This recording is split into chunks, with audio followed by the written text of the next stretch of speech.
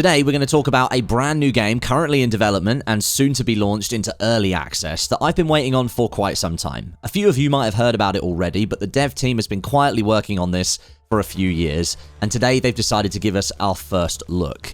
This is WARDOGS, an all-out warfare first-person shooter that mixes tactical gunplay, combined arms combat, building and destruction mechanics into a large-scale 100-player sandbox.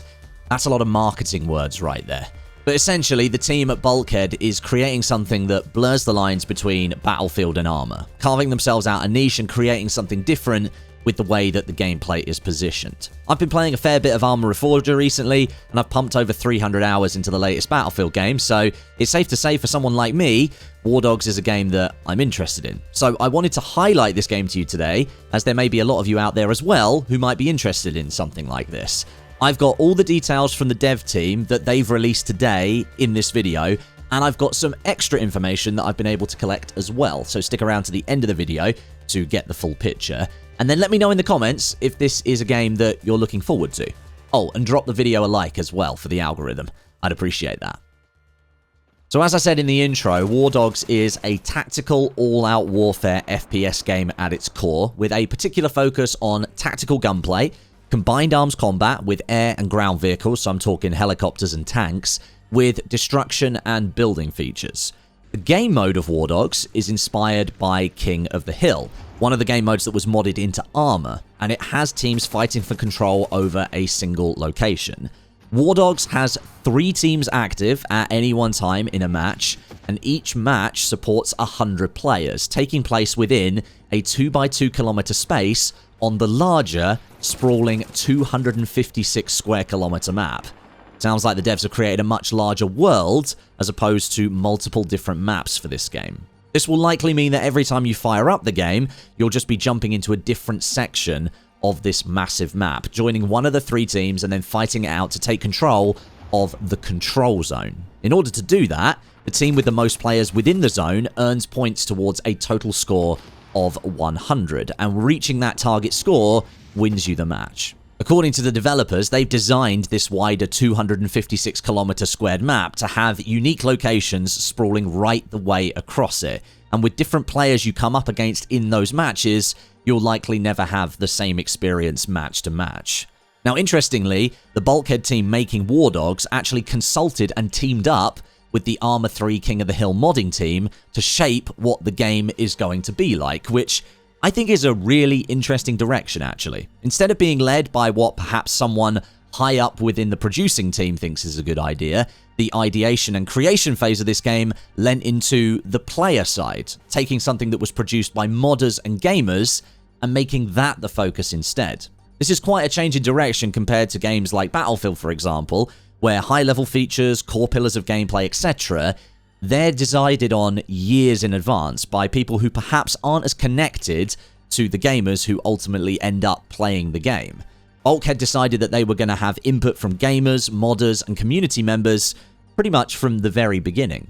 Whether that turns out to be a good thing or a bad thing, no one can truly say until they get their hands on the game and actually play it, but it's certainly a different direction, and one that I can kind of respect.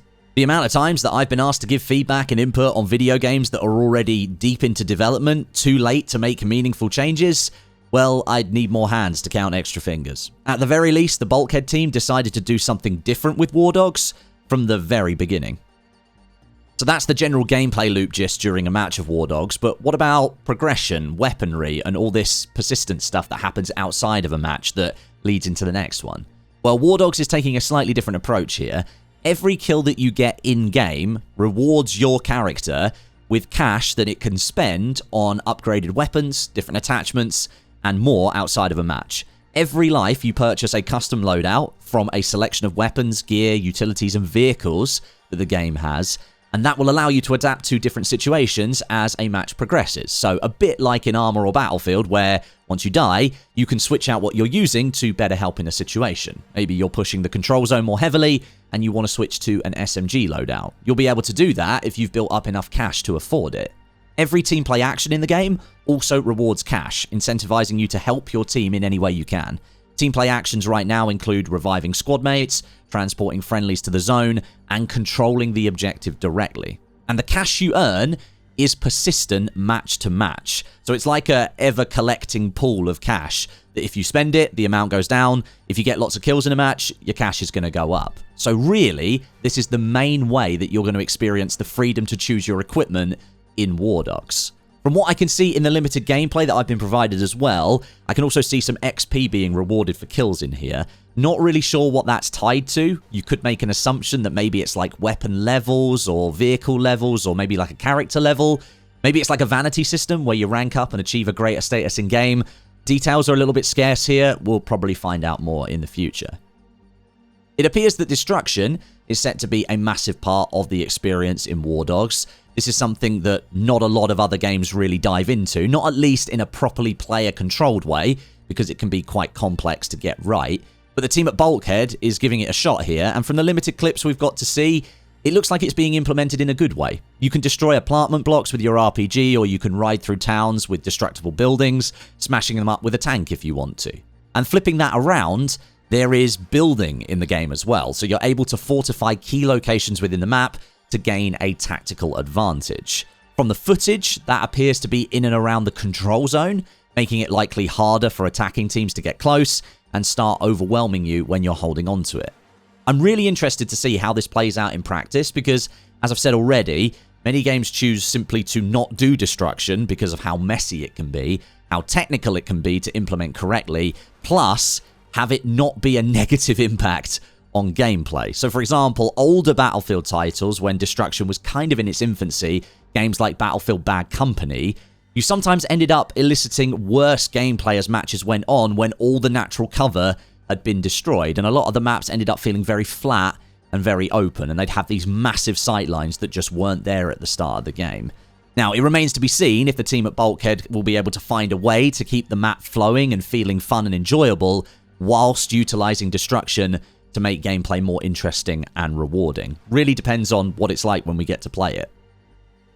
Now, beyond what the team at Bulkhead gave me as information today, I have been able to glean some additional nuggets, some different elements that give you a bit more context, a little bit more of an understanding of what the dev team are really creating here. And these are details mainly unveiled on Big Fry's Push to Talk podcast, where CEO of Bulkhead, Joe Brammer, and community manager, Brian McCrann, someone you might recognize as Lossy, former YouTube content creator and a good friend of mine, they got into the weeds on WARDOGS and revealed some more interesting information. So we're going to go into that right now. Link to the podcast episode is in the description as well if you want to go and watch it. I would recommend it. It's actually a really good conversation between Joe, Big Fry, and everybody on there. There's loads of little nuggets you can learn about game development. It's a very interesting conversation. But I will say, in general, it seems like Bulkhead here with WARDOGS are going for a more seeing, not telling approach. Like, the information I got from Bulkhead for this video, it was extremely limited, and I think they kind of just want to get the game out there at some point in early 2026, which is where it's slated for, and they just want to show people the game and then go from there. They don't want to tell people too much about it and set too many expectations, because sometimes that can be a bad thing. But let's get into some of this extra information right now. Joe revealed that every session, essentially every match you play of WARDOGS, can last around 90 minutes to 2 hours. He described the system for buying loadouts as a little bit like CSGO, where you have a pot of cash that you can use. In WARDOGS, it's persistent between rounds, and you can buy your loadout and jump into a match. Because cash is persistent, it creates a risk versus reward scenario, where players are able to spend what they have and potentially profit from their performance in game. But if you finish a session and you had to spend a lot to keep spawning in and maybe you didn't gain much in team play actions or kills, you may find yourself next match with less cash to work with, and you might have to do some kind of like eco round to start building up funds again. From the feedback that they've had so far via a friends and family playtest they did over the 2025 holiday season, the number one positive piece of feedback was the gunplay. Joe described the gunplay as, quote, realistic, but then went on to clarify that it, quote, doesn't forget it's a game. He says the basis for the game is that they're using a lot of real mechanics, but that they're making sure each of those is somewhat watered down and more palatable for people to take on. According to further feedback on the game mode, the team is getting the sense that they've created something that's sort of the inverse of a battle royale, where rather than having everyone spaced out all over a massive map and then the play space sort of shrinking down over time. The play space is fixed at this 2x2 kilometer area, and then all 3 teams are fighting in there at the same time for control of this control zone. And they've made very sure to say that this is not a battle royale and it's not an extraction shooter. It's something of its own accord. It's its own flavor, is WARDOGS.